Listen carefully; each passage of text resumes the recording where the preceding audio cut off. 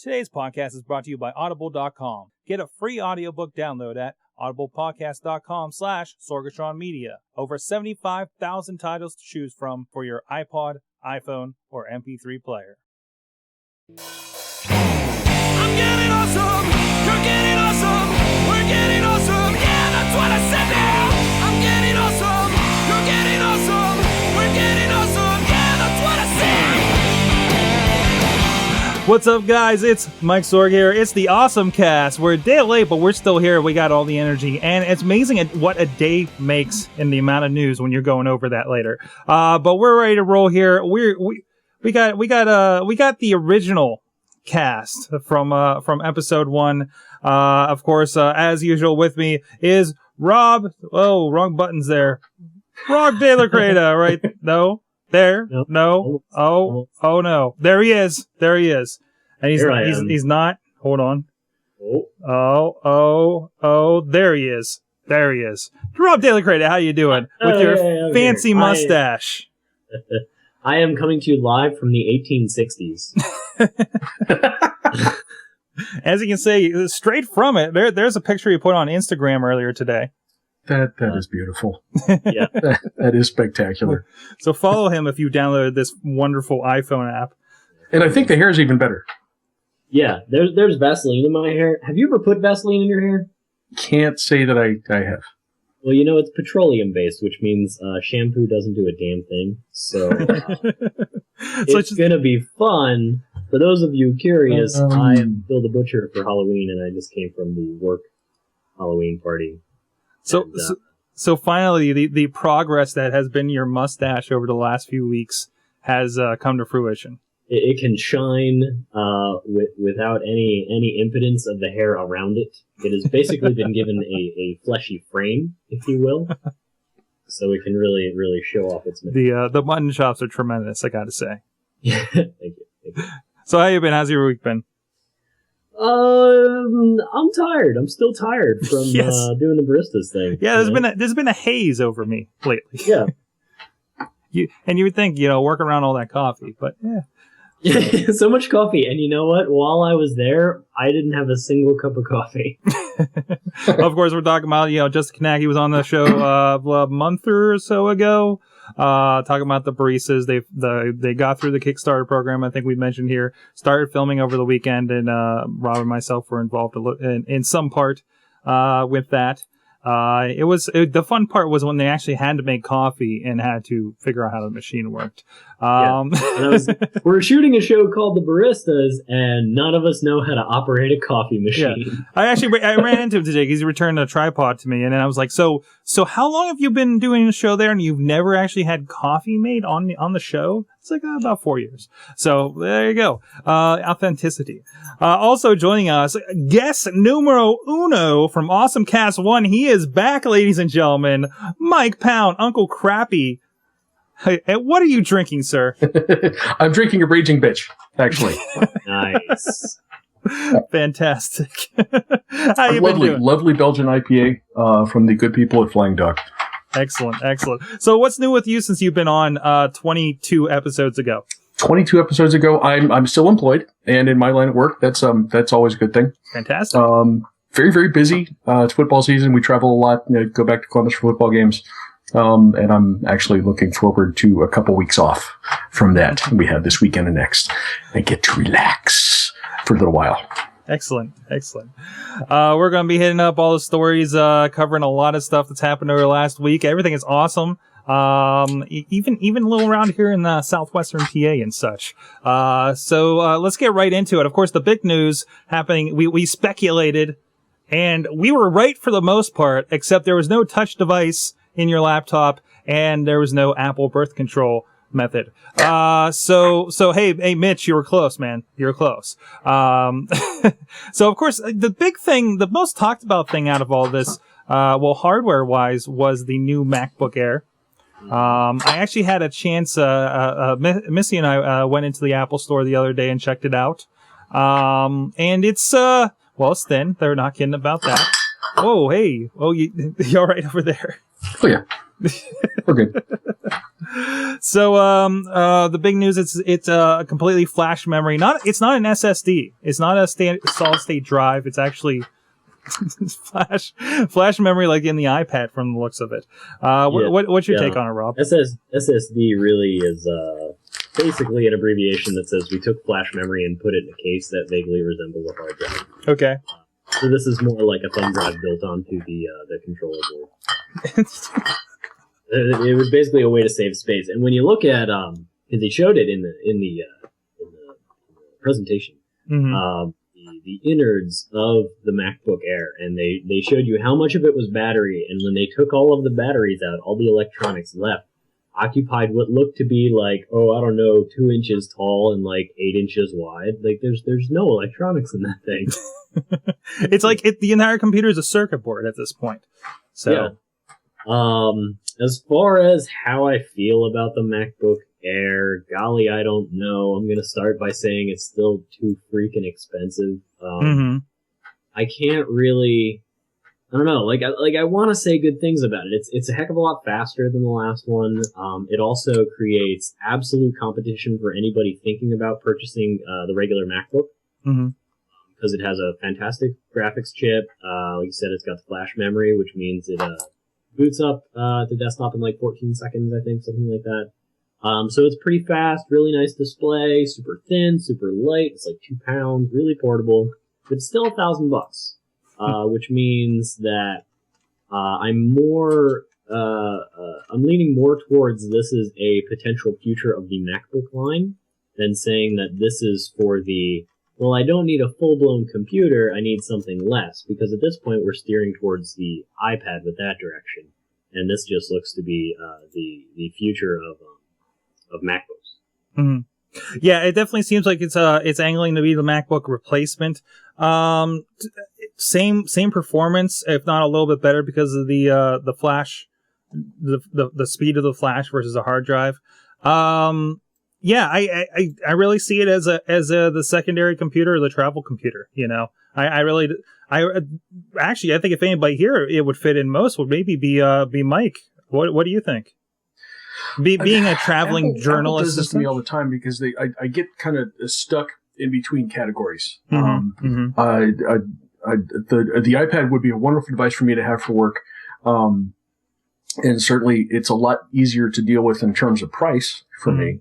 If I start looking at a MacBook Air, granted, it seems like the new version is going to be is going to perform a lot better than the original version did. But if I go that far? If I'm going that far, why don't I just go get a MacBook? Maybe it's a good problem to have. As Apple means Apple's covering all its bases. But it's just kind of an in between niche for me, and I'm not sure that would be at this point anyway that would be the right purchase for me. I either go get an iPad or save a little extra money and go get a MacBook and go that way. Do you think that the size would be an issue? I guess you don't really travel that much. You're more of the local beat market at the newspaper, right?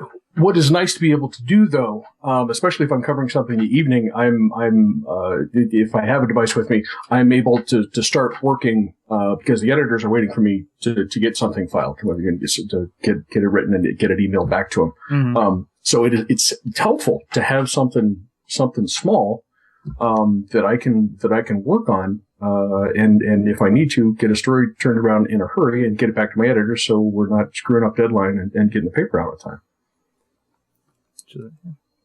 All right. And the other interesting part about this is no CD drive, which I think was the original Mac Air have an optical drive, or did they kill it on that one too?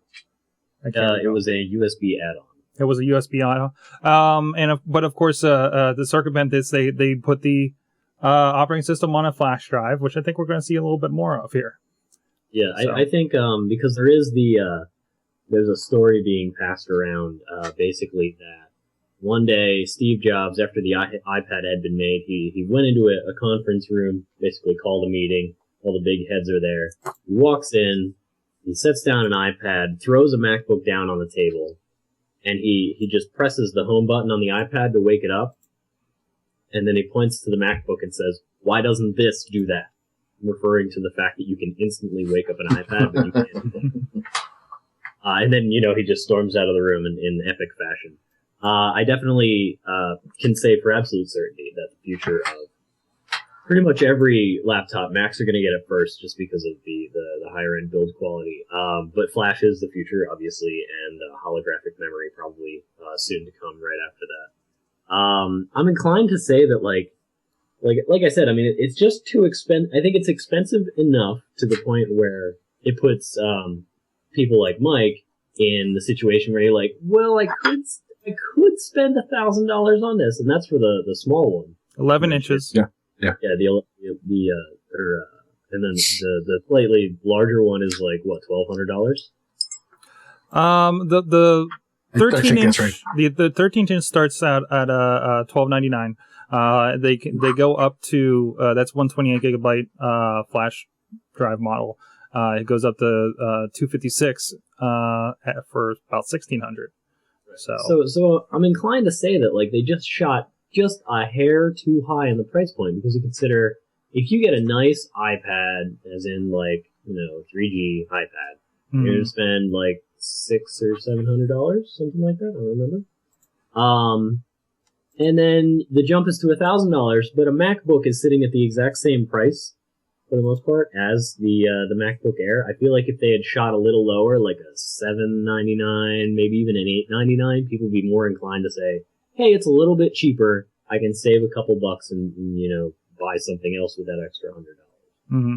I feel like the price, while I mean a lot of people are saying like, oh, this is great because it's basically a very high quality netbook. The problem is it's still a very expensive netbook. It's about I think it starts at about 4 times the price you would pay for a netbook. But if you're really ingrained in that Mac architecture, and this is doing something that those MacBooks aren't doing, as far as the startup times. But I feel like as far as appealing to the average consumer, which Apple is trying to do more and more as they try to, make money. Mm-hmm.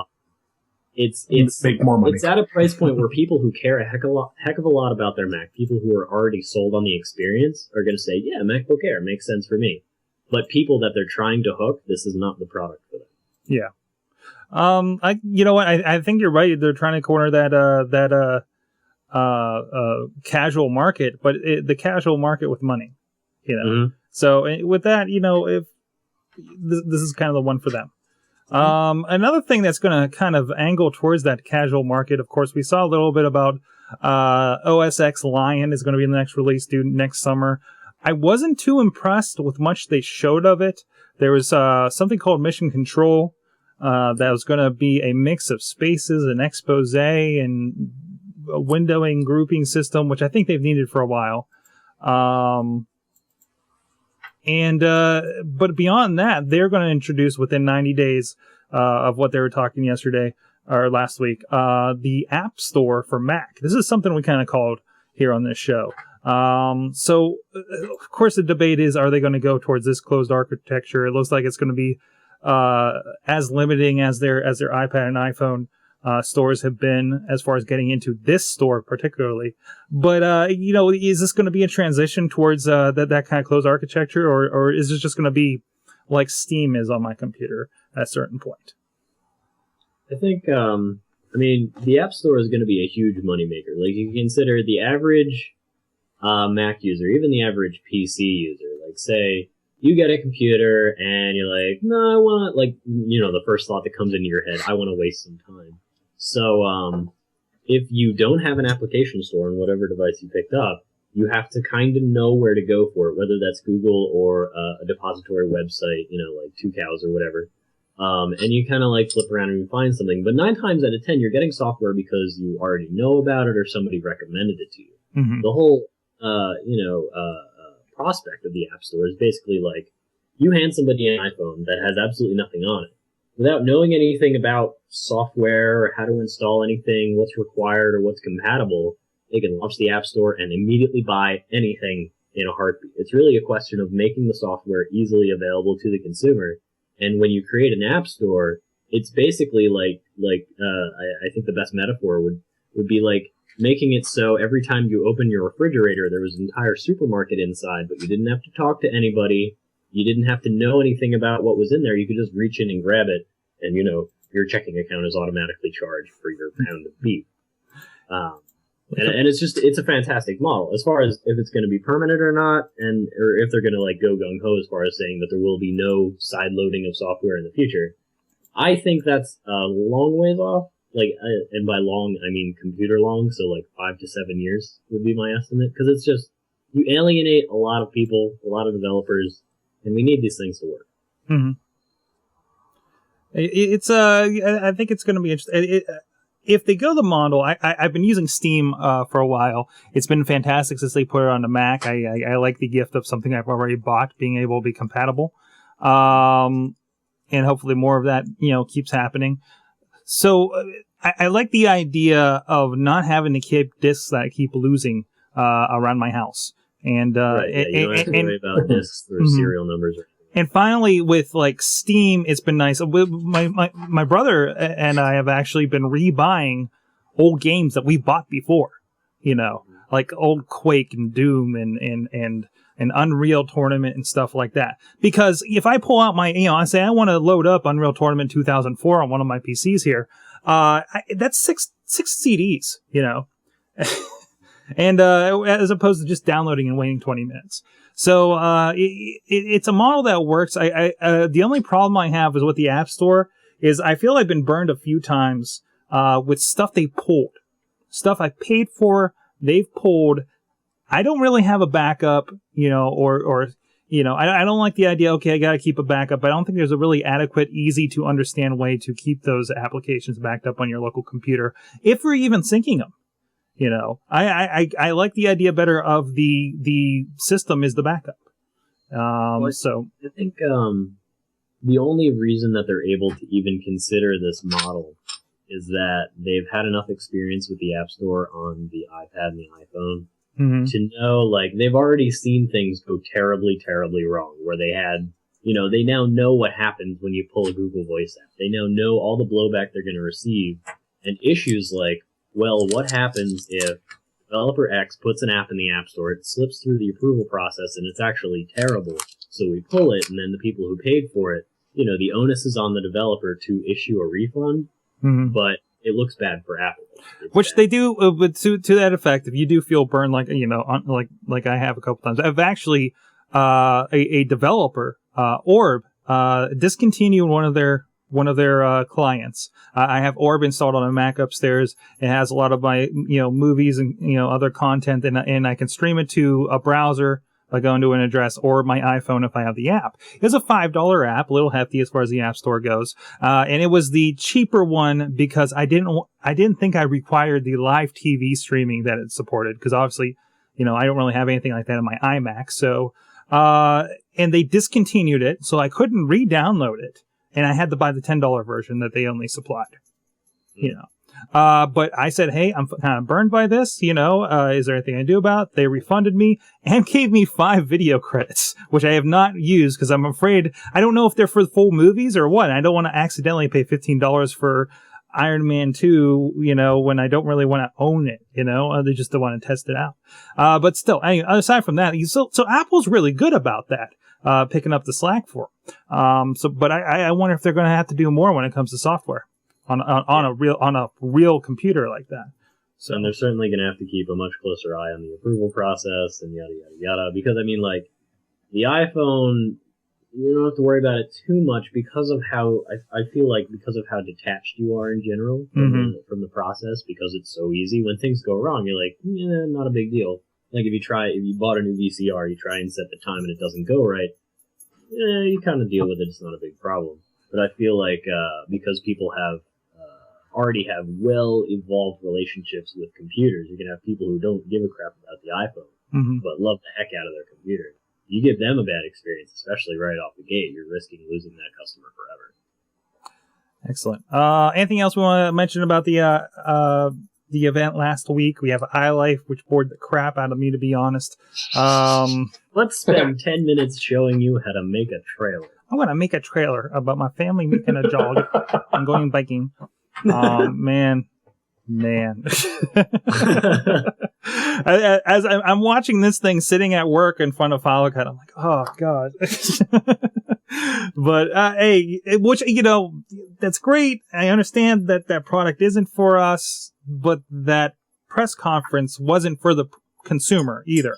So I really kind of didn't know who they were it was talking definitely like to a there. mix of content. Like it was in the town hall. It was small. I mean, yes, everybody's eyes on Apple, so the average person will hear about it eventually. But realistically, like it's kind of like an exaggerated earnings call. Only the people who really care are supposed to be the ones paying attention.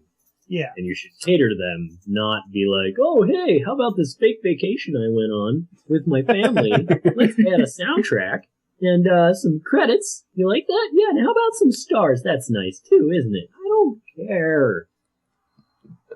The thing, there are more people paying attention to those now than used to be, and it's not just hardcore people. I actually, this is sort of a tangential interest, I guess, but I had people asking me, people that I work with asking me last week about how the event went, what was said, what are they going to be doing. They don't care enough to sit through a whole demonstration of iLife 11 and of themselves, but they're curious enough to ask me. They're curious enough about what Apple is going to do next to at least ask me about it.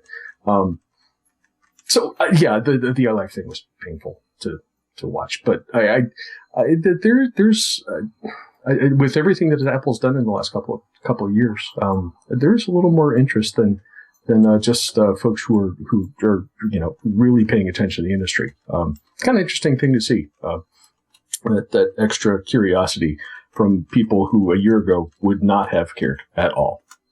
Yeah, I guess you could. I mean, kind of to that point, I know there's a lot of news agencies who are just now picking up on the concept that things that come out of Steve Jobs' mouth are kind of a big deal. That's it exactly. And so they're just catching up to it. So you're going to have like random correspondent from random news source who isn't really into this kind of thing. They don't really understand tech at all, but they'll listen because they were told to go there. I guess the event definitely caters to that kind of person. Yeah. I think that you're going to see that you're probably going to see more stuff kind of directed to folks who are part of that audience, who are just kind of figuring this out for the first time. And of course, FaceTime was announced for our computers, so kind of a big deal. I can call my brother on his iPhone 4. Fantastic. We actually did a test of it in the office last week. People haven't seen on my Ustream. It works. It was on our business Wi-Fi. Both the phone and the FaceTime were on the same network. It works. It could be interesting to do it that way. If we if we get a Mac down here in this setup, and we can send Rob out to some live event with his iPhone to report. And I think it's also kind of funny to point out, nobody really talked about this as far as I know, but when he was talking about the MacBook Air, he no longer called it an iSight camera. That's a FaceTime camera on that MacBook Air. Oh, I didn't catch that. Yeah, that's a FaceTime. They just rebranded the camera as the FaceTime camera, even though, I mean, it's just a regular iSight camera. Yeah. That makes sense. It's pretty simple. It works. And you can actually have people dial you via your email address that you associate with it. When you open up FaceTime for the first time, it asks you what email address to associate with that. And you can also have people call you via FaceTime to your phone. So you can definitely differentiate and log on to FaceTime on your MacBook or whatever. And it's pretty much the same deal as Skype as far as like anybody can call you pretty much any time. And push notifications in OS X is also what that is. Because word is I didn't pick around into this at all, and I haven't tried it because FaceTime still has that problem where I don't know anybody who actually wants to FaceTime with me. But word is that even if FaceTime isn't running, once you've registered your email address, like once you've installed it on your machine, if it's not running and somebody calls your email address, FaceTime will open itself. Excellent. The other big news from this week, Google TV has been making its rounds. People are getting their units. somebody paid for this thing. Or they're all reviewing it, who knows. Of course, the big thing, you think, the search feature, you'd be able to get on Hulu and check out your Fringe or whatever. But no, because apparently the big networks are blocking it on Hulu via the Google TV. This week it came down that ABC.com is blocking Google users, NBC, CBS, and I believe this is to their own websites for watching videos as well as Hulu. But you can get around it pretty easy by changing your browser ID. Right, but then again, a lot of people had pointed out, because that's one of those things where it's one of those geek phrases that starts with, well, all you have to do is, which is always poison to the average user. Like, your grandparents are not going to change their user agent. And the whole point of the whole, bringing this software experience to the TV is in a set-top box that you don't have to think about it. Mm-hmm. So, it's, as far as, content is concerned, this thing is ruined until they fix it. Oh, yeah. Oh, big time. Setup is a real pain in the ass. I was actually watching the latest Engadget show. They were talking about the one guy actually took it home to try it out. Says it took about a half an hour to set up. Took it for the in-studio setup for the live show, and it took about 2 hours. I don't know where that came from. Hello. I think Skype's making noises at me again. Anywho, so, man, they were showing off some of it on the Engadget show. It looks clunky, it doesn't look it doesn't look user friendly at all. And that's really what this thing needed to be. It needed to be not for something that only us could figure out. And at this point, I don't think anybody like us really wants to. No, certainly not. I mean, it's too expensive for what it offers. It's a Logitech unit, and Logitech makes some really nice media hardware. Mm. I mean, if you look at everything they have available, from keyboards to mice to universal remotes and media center type things, they do some really good work. But this is definitely not an example of that. This reminds me a lot more of the what was it called? The first Android phone that came out, the black brick. The G2 or G1? G1, yeah. It had this cool software on it, and that was really neat. But if you wanted to plug in headphones, you had to use a dongle. Thank you, Google. By the way, Chachi still has his G1. But again, yes, he does. Actually, a funny story on that. Well, he's finally up this month. He's going to get his G2. Actually, this week on his vidcast, he's got a special guest, MC Frontalot, who I noticed also had a G2. And also had a G1 before that. So I asked him if he could do a quick video for Chachi Says when I was doing the interview with him for Music Fun Time. So it's a nice looking phone. It's a real nice looking phone. So it'll be nice. He deserves an upgrade. This is the longest he's stuck through with a phone with the G1. And I still see them around. PodCamp and other tech events. I see people around with those G1s. Mm. So, wow. Strong souls. People who still have a Palm Pre, too. So yeah. I actually got, the one kid I know said he traded in his Android MyTouch on T-Mobile for an HD2. The Windows 6.5 Yeah. Nice. Yeah. Very good. Ouch. Well, I want to get to something before we forget it again that Rob put in the notes last week. But before that, I want to talk about our sponsor, Backblaze.com. We're using it. I just hooked up another hard drive to it. So adding on that space. I didn't know this. They were talking about, I think, Carbonite on one of the other shows. Because I know they do a lot of podcast promotion and such. But I think with Carbonite, and you correct me if I'm wrong, if you guys know this, do you have to pay extra per drive or per terabyte or anything like that? Because I don't have a clue. Nope. I was hearing about this when they were talking about their plans and everything, and I was like, wow, I'm paying $5 a month per computer, and I have well over 2 terabytes of stuff up there. Between the two of them, mostly on one of them. It's $5 a month. It's easy. You can access all your stuff through their website. It works for us. I got this little I don't know if I can bring it on here because I think I'm recording it. No, we're not going to do that. I got this little My Passport thing that's about this big, and it's very colorful. Which is great. I don't have to plug it in the wall. It'll be fun when I'm doing work in coffee shops and everything. But I'm afraid to lose this damn thing. So I feel a little safer that I have it backed up. So check it out. Click the link over at storywithseanmedia.com, awesomecast.com. Check it out. Save yourself some worry and support the show there with Backblaze. So let's get right to it. Rob, you had something you wanted to talk about. Another Kickstarter project, I believe. I did. I'm also gonna real quick jump back to the Carbonite question. As of August, September, you can't back up external drives on Carbonite. You can't do external drives? Do external drives. If you mount them as an internal drive, like there's some hackery you can do to get it to work, but basically you buy your subscription. Wow. Internal drives. Wow. There's a big killer there for me because all my stuff, I mean, Final Cut takes up half of your hard drive.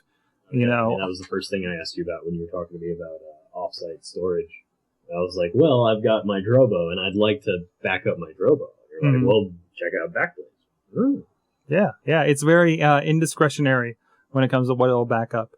And I guess anything over your pictures aren't over 9 gigabytes, are they? Not each. Well, okay. I remember you told me about the panorama that was 16 gigabytes after it was rendered. That was they can become large, but I can use that. I would say that's a little, I have like hour tapes that don't even render that large. We'll see as I do more HD work here in the future, though. But still, anyways, you were gonna say? Yeah. So anyway, back to the topic at hand. Kickstarter. Kickstarter is a cool thing, and I think we should give it some props and talk about it in a minute because some amazing things have been happening on Kickstarter lately. For the uninitiated, Kickstarter, Kickstarter.com is a project that basically they handle all the money through an Amazon service, I believe, some third-party thing, so they don't have to worry about getting their hands on the money and all the legal ramifications involved. But anyway, the point is, you have a project. You say, I want to, produce this TV show, like Justin did. You say, I want to make this, a prototype, a physical object. I need money for... there's a guy in Pittsburgh right now who's looking to raise money to rent a helicopter to do some photography of historic industrial landmarks. And this is exactly what Kickstarter was made for. So you start up this thing, you set a goal, and you set a limit for how many days you want this project to go before you are due to give in on your end of it, assuming you get the money needed. And the cool part about it is that, say, I pledge $5 because Mike wants to bake a batch of cookies and it's going to cost $20. But Mike only makes $15 and he decides, nah, I'm not going to make This sounds cookies. about right. I don't lose any money. My $5 stays in my pocket because the project never got off the ground, which means it gives you a sense of security in it. And very specifically in the absolute amazing thing that can happen when you give people the opportunity, because it also makes donating extremely easy. Like, we've all seen the PayPal thing on websites, like, I think Leo Laporte uses it as far as, like, hey, if you'd like to donate. But if you can be specific and set a project for it, and you make it this incredibly simple to toss a couple dollars to something that you're interested in, this can create amazing possibilities, like the Glyph, which has been in the news recently. The Glyph is a little... it's basically a tripod mount for your iPhone 4. That's all it is. It's a little chunk of plastic. It's just this little. It looks like it's this little slider. It looks like it attaches to a typical tripod, and your iPhone just sits right in there, and you have a tripod. You don't have to grab one of those specific Gorilla Pods or anything like that. It looks pretty cool. Now, 6 days ago, they have almost 5,000 backers, over $121,000 raised or pledged of their goal of 10,000. 10,000. Yeah. How does this happen? There's no limit apparently. So now they can make 20 times as many of these glyphs as they expected. Well, I mean, like, the thing is basically they came up with a good idea. It's stupid simple. This little piece of plastic, like I said, it does a bunch of things. Like, It can work with a tripod mount. It can just hold your iPhone 4 up on a desk. Like it's just a handy little chunk of plastic. Mm-hmm. But one of the key features of Kickstarter is you kind of like, sort of like, pledging your local PBS station or whatever. For donations of a value of $20 or more, you'll get this awesome mug. But in this case, it's broken down like for the glyph, for instance. If you pledge $5, you get a warm feeling inside. If you pledge $20 or more, you're basically making a pre-order. They say that if you pledge $20 or more, as soon as the manufacturing starts on these things, we will send you a glyph. Deal. Done. If you spend $50 or more, you get a 3D printed prototype immediately. So it's basically you're paying $50 for the glyph, and most of that is going to go towards supporting it. And if you pledge $250 or more, and you are in the New York City area, they will take you out to dinner. It's awesome. Well, even like the braces one, if it was $250 or more, they name a character after you and give you a hug, I think. And everybody got T-shirts. After 35, you got to vote for which cast member. I'm going to frame my postcard when I get it from Justin. For my donation. They were going around Saturday night getting signed, so those things are coming. They're coming. But like, I think Kickstarter is a much bigger deal than people are making it out to be. And very specifically, like, it kind of hits home for me because of the work I do 40 hours a week is with an inventions company. Mm-hmm. People pay us money to develop products. And like the glyph, these guys had an idea. Either one of them knows how to use CAD and has a little bit of engineering, or they were able to talk to somebody who basically told them, you know what, this is a cool idea. That's fine and whatever. But if you want to manufacture it, it's going to cost $10,000. That $10,000 basically goes into something called tooling.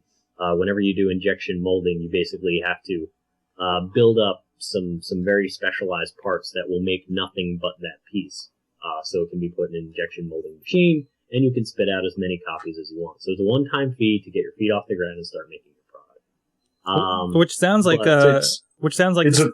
it's a pretty hefty one-time fee. Yes. Yeah, it's a pretty hefty one-time fee. And depending on like the glyph is a relatively small thing. I mean, it's like maybe 3 inches wide and a half inch thick. But say you're looking to do tooling for something that's like 2 feet long and like a foot wide. Now your tooling is talking like $50,000 just for tooling. So if you have an idea and it's a really terrible idea and you spend $50,000 on tooling, no good. But what's happened here at Kickstarter is they only needed $10,000. But they said that if you give us X amount of dollars, you're going to pre-order it. And they give you the breakdown here. So the people who just pre-ordered, who basically said, as soon as it's manufactured, you get a copy of it. 4,222 people of the 4,700 pre-ordered. So it was basically a show of support, a show of absolute support you can't receive anywhere else. Mm-hmm. Even if you go to like a design firm and they develop the heck out of your product and tell you it'll make good on the market, nobody can guarantee that. But by pitching this on Kickstarter, putting it out to the public, 4,000 people said, you know what? I want this. I want this so much that I'm going to give you $20 for it. And now, because this project is only run by 2 guys, they needed $10,000. They made $121,000. So, say they split that 110, and they each now have, $55,000 as a split, right? Like, that's a lot of money. And certainly a good chunk of that is going to go to furthering this project. But really, it's just a tiny thing. Like, it's not they basically made a year's salary, a very nice year's salary, over the course of a month. I'm curious. Now, $20, you get one. From everywhere from there up, you get one. I'm actually considering putting in 20 for it, to be quite honest. So this can't be $20. Well, actually, no. It's a little piece of plastic like this. It probably would be $20 at least in the Mac store. Now, it's not just it's a kickstand. Yeah, it's a kickstand. I was just saying, I really want a kickstand for my iPhone, and there it is. That's fantastic. Is this only for the iPhone 4? Am I screwed with my 3GS on this thing? You might be. I don't think they, looking. They only talk about the iPhone 4. They don't mention anything else. And it's basically, it's designed to fit perfectly on an iPhone 4. So you could probably fudge it because the buttons are relatively in the same place. As long as I can get the kickstand out of it. I imagine somebody already makes a kickstand for the 3G. Just throwing it out. But yeah, for nonprofits, for companies, for anybody doing anything, like if you have an idea, the best way to know if you should continue with this idea is to tell people about it. And while you're telling people about it, why not give them the opportunity to toss you a couple bucks at no risk to themselves? It's a great way to kickstart the community. I know there's been a lot, there's a lot of obviously comments on this one. There's like over 120 comments just on the Kickstarter page. I know with the ones that I've been involved with, they keep you updated on what's going on. There's a lot of interactivity. It's great. Votes for logos, to be used. It's fantastic. Yeah, it really is. And I think it's going to change the way, because a lot of, as we well know, as active people in what we want to call Pittsburgh. There's a lot of stuff going on in Pittsburgh. But that also means that a lot of people are trying to raise money for causes and trying to help people out. We're one of the friendliest cities in the world. And Kickstarter it takes out all the middlemen. Like, we do have nonprofit organizations that you can go to and say, like, hey, I want to have this event to benefit this other thing, but I need some money to get started. You can do that, but it's time and it's paperwork and all this. But Kickstarter lets you reach out to the individual who might have $5 in their pocket that they want to give to you. Fantastic. This is a great commercial. We should, cut it and send it. I feel like I'm on the Kiva commercial with President Clinton. Anyways, let's move on to something else. Yes. Oh, boy. That was kind of extended our break. Actually, let's go ahead and go into... Mike, you had something you were telling us about before tonight's show. You, of course, are an alcohol enthusiast. I think we can refer to you as. Obviously, that's an excellent description. I'd like that. In fact, I probably need a T-shirt of that one too. You had an interesting brush with technology in that regard. Can you tell us about it? In an effort, this is such a novel concept for the agency in Pennsylvania that is in charge of selling alcohol. They're trying to be friendly with their consumers, and this is surprisingly a new thing here. What the PLCB, the Pennsylvania Liquor Control Board, started testing, I think back in June. They installed kiosks, which are kind of small, like 3-panel walk-in coolers with a stand next to them that the consumers get to use. This allows the consumers, for the first time in I think since the 1920s probably, to buy wine in a grocery store. I'm from Ohio. We can back at home. We can do that whenever we want to. Rob mentioned as we were getting set up, he's from New Jersey. You can buy liquor pretty much anywhere there. But this is a novel thing here. And the very first kiosk in Western Pennsylvania opened up today, Wednesday, at the Giant Eagle Market District store in Robinson Township. I went out, did a story for the paper, I actually did a purchase. I'm drinking beer instead of the wine that I bought that's downstairs. But it's an interesting thing, and it is a process. You start with a screen where you select by red or white. It shows you labels. You can call up a description. This is all on a touch screen. You pick your bottle, pick your quantity, and then kind of the fun begins. You have to have your driver's license ready. That gets inserted into a slot into the machine. So that it's scanning, it's checking your age. There is also some faceless, nameless PLCB employee in Harrisburg somewhere who is watching you on a camera, which is mounted up here, to make sure you look like the picture that is on file with your driver's license. That's one step to prevent alcohol falling into the hands of children. The next thing you do, once that check is done, there's a small hole, about like this, mesh covered. You don't have to touch anything, and I didn't see anyone actually try to kiss this when I was there this morning. You have to blow. and this is a breathalyzer. And the standard, I think, is if you're above a 0.02% alcohol level, they will shut down the transaction. They will not sell to you. Just for reference, 0.08 is considered legally drunk in PA. Assuming you pass the driver's license test and the breathalyzer test, then they ask you to pay for your wine. Do that with a scanning card, and it's got to be a credit card. That's the only way that they do this. And then that all gets processed, and doors light up and spots light up in the actual cooler, highlighting the bottle that you selected, and you go over and it unlocks. And you are able to walk out of the grocery store with a bottle of wine that you purchased, just like consenting adults in virtually every other state in the country. And it's the first year, so. And the next model is going to involve a crane game. Yes. See, that would be outstanding. That would be a perfect thing. My reaction to this was interesting. I watched the demonstration, watched a couple of the TV people do this, including our friend Mr. Loke. Mm-hmm. And then, I go through the process myself, and I'm like, well, this is cool. This works, and someone's watching me up here, and this seems to be accurate. And I get the bottle, and I'm putting it in the bag, and I'm thinking, if I'm over at Boardman, a half hour away, I don't have to screw around with the kiosk. This is not necessarily a tech issue. It is an issue with the state's liquor laws. And that's probably a subject for a whole other podcast. But the machine itself was kind of interesting. And I think,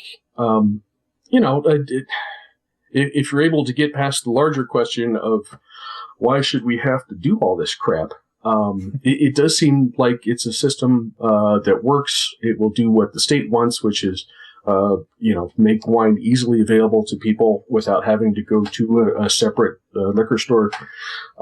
It will protect against the evils of alcohol falling into the hands of underage and or intoxicated people.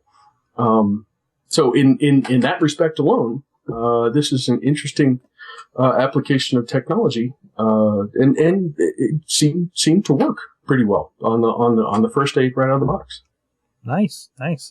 Now, till that thing needs maintenance, like, sorry, you can't buy any alcohol today. I can see that being a problem. In fact, during the demonstration, there were a couple things. The poor guy from Giant Eagle, who I think was their senior vice president of merchandising, was having a hard time getting the right door to open. Lights flashed in a couple different spots because they flash over the doors. And, not a complete meltdown. And it did work eventually. It just kind of took a little time. But again, overall, watching a half dozen transactions and then doing my own, it seemed to work okay. Fantastic. Well, and of course, I apologize. Of course, anybody that lives in like New York or Ohio or New Jersey is like, what is wrong with these people in Pennsylvania? Say the same thing. It's like, they gotta play a game of mousetrap in order to get a bottle of wine. That's ridiculous. I mean, that's what it sounds like. I'm trying to picture this in my head. I'm gonna have to. You say there's one out in Robinson, at the market district. I'm gonna have to check that out sometime when I'm out there. There will be a dozen others within 6 weeks, all in the immediate Pittsburgh area, mm-hmm. All at Giant Eagle stores. Probably the bigger, nicer ones. Excellent. Imagine a gigantic machine that takes up like an entire wall that can serve me any bottle of beer I can dream of. Or, you could get on the turnpike and drive to Boardman and do the same thing without the hassle of the machine. Yeah. Yeah. I don't like talking to people. That I would recommend talk to a machine. Of course, you're talking to the guy here that would rather go on Pizza Hut's online ordering, even though it's lackluster pizza, just so I don't have to talk to the guy at Giovanni's. Domino's online ordering system is amazing. Oh, yeah? I don't like Domino's pizza. It is amazing. And actually, I should retract that because Giovanni's is one of the local establishments that does have online ordering. So I had not had Domino's for years until we moved to the house where we live in, and I checked out the one in Avalon, which is just up Ohio River Boulevard, and I used the online system. and I was impressed Fantastic. with the system. Not so much with the pizza. Yeah. I enjoy the 15 minutes of your pizza's being made. Your pizza's in the oven. I'm like, gosh, I feel it gives you the whole informed. process. I mean, this information is worthless to me, but I'm so excited about it. I think the Pizza Hut iPhone app does something similar, but it also, while you're waiting for your pizza on the Pizza Hut iPhone app, you can play a game of Delivery Driver. That's fantastic. Yeah, right there in the app after you're done ordering. It's great. What is the goal of the game? Is speed minus accidents to get you your pizza? It actually reminds me of that horrible Back to the Future NES game. It'd be awesome if you play a game and then only if you can beat the stage is your pizza delivered. and your pizza, the doorbell rings the moment you beat the level. You need to avoid the tip multipliers. All right, speaking of other awkward uses of technology, there is a PSP phone in the works. Apparently there's a prototype that's leaked out. I haven't really, because this was not an official announcement. This is something Engadget got its hands on. Like those guys are apt to do these days. Well, found it. I went to the bar. There's the PSP phone. I didn't even want to look at it, but there it was. Basically, if you look at this thing, I love the headlines. PlayStation phone, still real. It's basically what you would expect from looking at the new PSP Go with the kind of slide-up screen. No nub, so no analog support, which means we're going back to PS1 days, I guess, here, guys. It's a Sony Ericsson phone.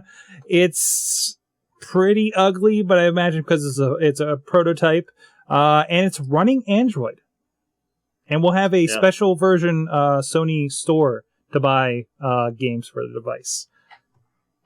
So, as I said to you when we were talking before, just me even mentioning that is grounds for divorce. I would end up penniless in the gutter. But do you think Kelly would take me for everything I own? Do you think that this is going to be like the next God of War is going to be on this, or she doesn't care? I don't know. I don't have the answer to that question, but it doesn't. For my personal purposes, it doesn't matter.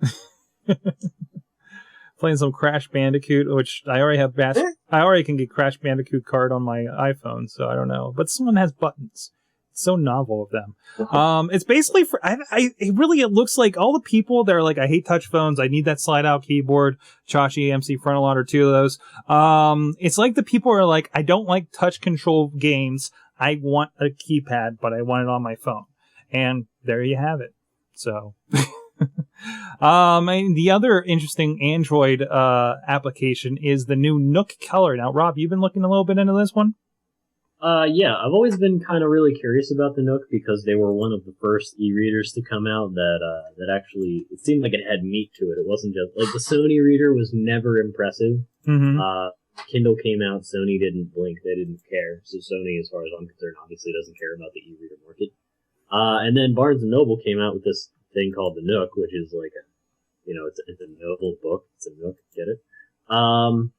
So it's an Android tablet. 7-inch color touchscreen, which means they got rid of e-ink, which means that you get 8 hours on Wi-Fi, I think. Yeah, 8 hours of reading with the Wi-Fi off. So basically, you've downloaded whatever you want. It's also not 3G. It has 8 gigs of storage. It has this really fancy IPS display. They're calling it the Vivid View. It's 16 million colors and 1024 by 600. Last I checked, none of my books are capable of that. So that's pretty fantastic. But yeah, it's running Android, and it's $250, super flexible. And the big news, the thing that really makes this a kicker, they are releasing development software for third-party apps to be put on the device. It's kind of a big deal. I mean, it's a really nice-looking little thing. It's the perfect size as far as I'm concerned for an e-reader.